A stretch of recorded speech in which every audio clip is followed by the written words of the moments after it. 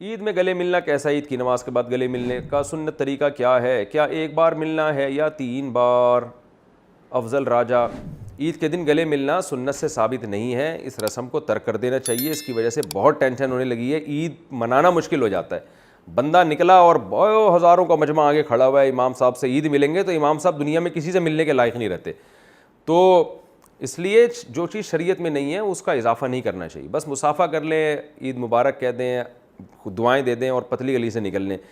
मैंने तो देखा है लोग रास्ते बदल रहे होते हैं और बाज़ लोग तो 3-3 दफ़ा गले मिल रहे होते हैं, वो तो बहुत ही टेंशन में होते हैं।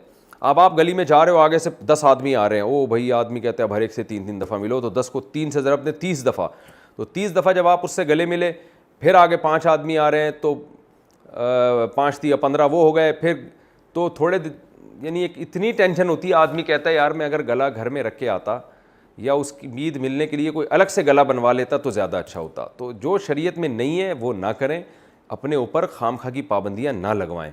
तो इसलिए लोग रास्ता बदल देते हैं। मैंने देखा है, देखा भाई वहाँ से पूरा जत्था आ रहा है दोस्तों का, भाई इधर से टन मार, भाई यहाँ से निकल, तो इतनी टेंशन। तो इसलिए जो हल्का शरीयत ने जिस काम को हल्का रखा है उसको हल्का ही रहने दे। तो मुसाफा कर लें, ईद मुबारक कह दें, वो भी मुसाफा भी जब करें जब आमना सामना हो जाए। नहीं होता तो स्पेशल वो ईद के लिए मुसाफा करने बंदे के पास जा रहे, ये भी ठीक नहीं, बस अपने करीबी रिश्तेदारों से मिल लिया करें।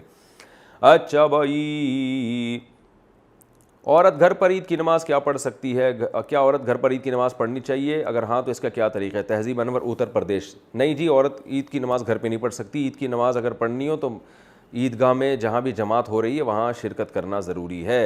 ईद की मुबारकबाद देना कैसे? ईद की मुबारकबाद देना कैसे? वसीम अहमद, अच्छी बात है, दुआ है मुबारकबाद। मुबारक का मतलब अल्लाह इस दिन को आपके लिए बरकत वाला करे, तो ये ठीक है, कोई हर्ज नहीं है इसमें। ईद से पहले नवाफिल पढ़ना, ईद के दिन फजर की नमाज के बाद ईद की नमाज तक नफल पढ़ना कैसा है? नबील आवान, मकरू नापसंदीदा अमल है। फजर पढ़ के घर जाएं और ईद की तैयारी करना शुरू कर दें। ईदगाह में आके नवाफिल पढ़ना सही अमल नहीं है, जायज़ अमल नहीं है। ईद उल फितर कितने दिन की है? ईद उल फितर और ईद उल अज़हा एक एक दिन की होती है या 3-3 दिन की? ज़ौजा मंसूर कड़क से। ईद उल फितर एक दिन की होती है। ईद उल अज़हा में क़ुरबानी के अयाम 3 हैं, 3 दिन हैं, और चौथा दिन उसमें रोज़ा रखना हराम है। तो इस लिहाज से हम ये कह सकते हैं कि ईद उल अज़हा के अहकाम 4 दिनों तक रहते हैं, 3 दिन तक क़ुरबानी और चौथे दिन भी रोज़ा हराम। और ईद उल फितर का जो हुक्म है वो एक ही दिन तक रहता है, क्योंकि एक ही दिन रोज़ा हराम होता है, अगले दिन रोज़ा रख सकते हैं आप। रमज़ान के बाद क्या तब्दीली लाएँ? रमज़ान के बाद ज़िंदगी में कैसे तब्दीली लाएँ? अब्दुल्ला साहब लाहौर से। भाई रमज़ान में ही तौबा करके तब्दीली ले आएँ, बात का इंतज़ार ना करें और तौबा कर लें। अल्लाह, मैं तमाम सगायर कबाइर गुनाहों से बचने का तुझसे वादा करता हूँ, और जो रमज़ान में इबादत का मामूल बना है तो थोड़ा थोड़ा उसको पूरे साल कंटिन्यू रखें। जैसे रोज़ों की आदत पड़ गई है, तो अब ऐसा नहीं कि ईद का चाँद नज़र आते ही रोज़े बिल्कुल गायब, बल्कि आप पीर जुमेरात का रोज़ा रखें, अय्याम बीस का रोज़ा रखें। इसी तरह रात को थोड़े बहुत नवाफिल का मामूल